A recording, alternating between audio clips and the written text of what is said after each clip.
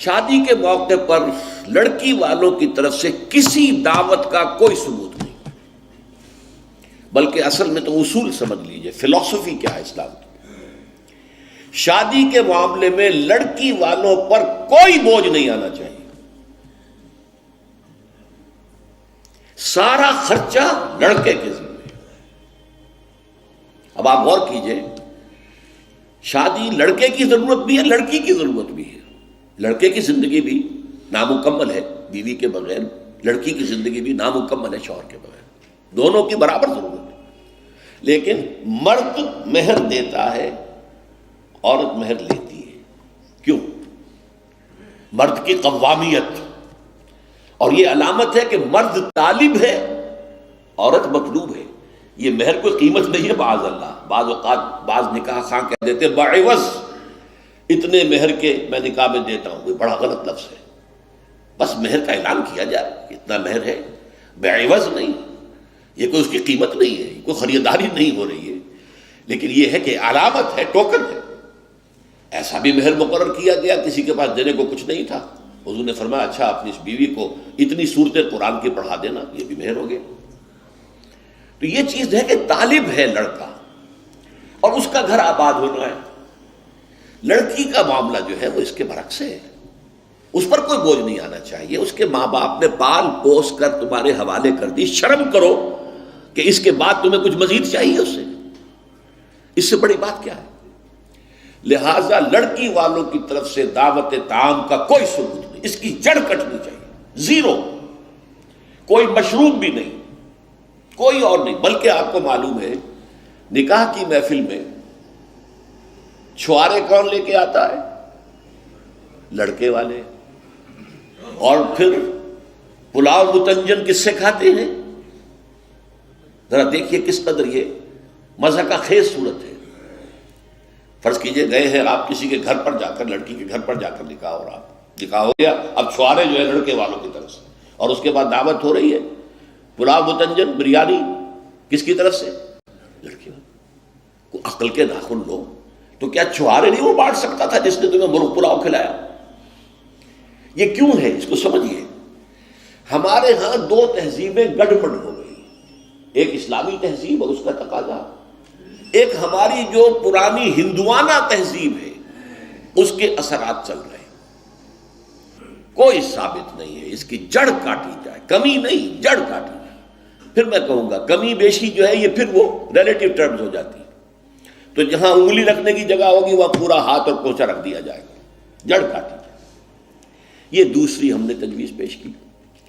نتیجہ کیا نکلا؟ ان دو کو جمع کیجئے، لڑکی کے گھر پر کوئی فنکشن ہے ہی نہیں، جانبین مسجد میں جمع ہوئے، یہ لڑکے والے بیٹھے ہیں، وہ لڑکی والے بیٹھے ہیں، دونوں یہاں ہیں۔ ان کے یہاں کی خواتین بھی یہاں اندر ہوں گی، ہمارے یہاں اب خواتین ہال ہے۔ مسجد میں آئے، نکاح ہوا، اپنے اپنے گھروں کو جاؤ، کوئی تکلیف نہیں۔ اس کا نتیجہ کیا نکلا کہ جسے آپ جنج کہتے ہیں، بارات، اس کا تصور زیرو ہو گیا۔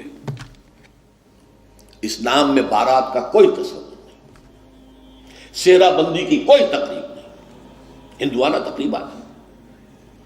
بارات کے لیے عربی میں کوئی لفظ ہی نہیں ہے، قرآن اور حدیث میں کیا ہوگا؟ عربی میں نہیں ہے، کوئی لفظ نہیں۔ یہ خالص عجمی لفظ، بارات عجمی ہے، ایرانی ہے، اس کا اسلام سے کوئی تعلق نہیں، جڑ کٹ جائے اس کی۔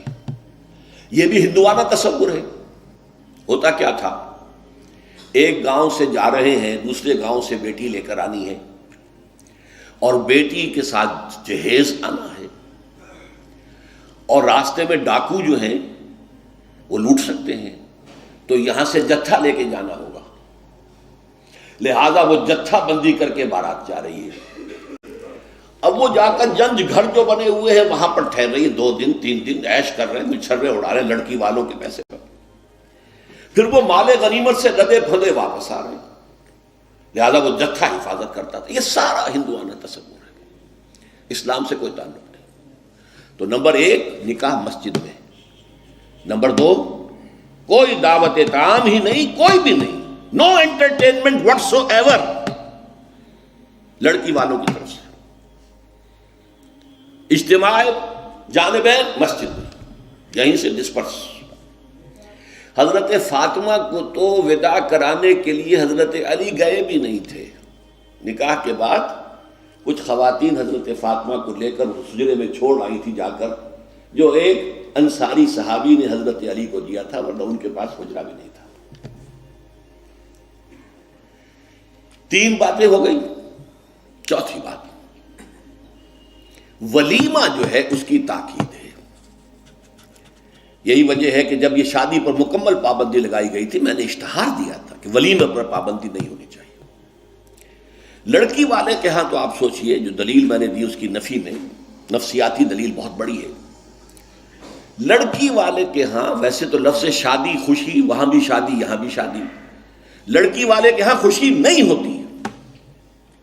اس کے گھر سے لخت جگر، نور چشم نکل کر جا رہی ہے، کیسے خوشی ہوگی؟ مائیں رو رہی ہوتی ہیں، انہیں غشی پڑی ہوتی ہے جب بچیاں نکل رہی ہوتی ہیں گھروں سے، بہن بھائی رو رہے ہوتے ہیں، باپوں کے آنکھوں کے اندر بھی آنسو آئے ہوتے ہیں، نمی آئی ہوتی ہے۔ میں نے بھی 5 بیٹیاں رخصت کی اپنے گھر سے، اور آنکھوں میں نمی آئی ہے۔ I couldn't withhold my tears۔ پھر یہ صرف یہ تو ہوتا ہے کہ ایک ذمہ داری کا بوجھ تھا، آج اتر گیا۔ اسے آپ انگریزی میں سائی آف ریلیف کہہ سکتے ہیں، بس کوئی خوشی نہیں۔ اس کی مثال میں دیا کرتا ہوں کہ کوئی جانور اگر قربانی کے لیے 10-15 دن پہلے آپ لے لیں، وہ بکرا، کوئی مینڈھا، اور بچے اس کے ساتھ ہل جاتے ہیں، پھر کھلاتے ہیں، لے جاتے ہیں، چلاتے ہیں، تو پھر وہ عید کے دن جب آپ اسے قربان کرتے ہیں تو بچے پچھاڑے کھا رہے ہوتے ہیں، رو رہے ہوتے ہیں، اتنا لاڈ اس جانور سے ہو جاتا ہے۔ تو یہ نور چشم، لخت جگر گھر سے نکل رہی ہے، 18-20 برس نہیں ہے آپ کے گھر میں آج جا رہی ہے۔ ٹھیک ہے، سائی آف ریلیف ہے، لیکن اندیشہ بھی ہوتا ہے۔ ذہن میں رکھیے، ہمیشہ ہوتا ہے۔ پتہ نہیں بیل منڈے چڑھے نہ چڑھے، موافقت مزاج کی ہو نہ ہو، نئے ماحول میں جانا ہے، ایڈجسٹمنٹ ہو نہ ہو، اپنی حد تک پورا اطمینان کر لیا ہے، دیکھ لیا ہے، سوچ بچار کر لیا ہے، لیکن کیا کہا جا سکتا ہے؟ ایک بالکل یوں سمجھیے کہ ایک نیا ماحول ہے، نئی جگہ جا رہی ہے، لہذا وہ اندیشہ بھی موجود ہوتا ہے۔ لہذا واقعتاً لڑکی والوں کے ہاں خوشی کا موقع نہیں ہے۔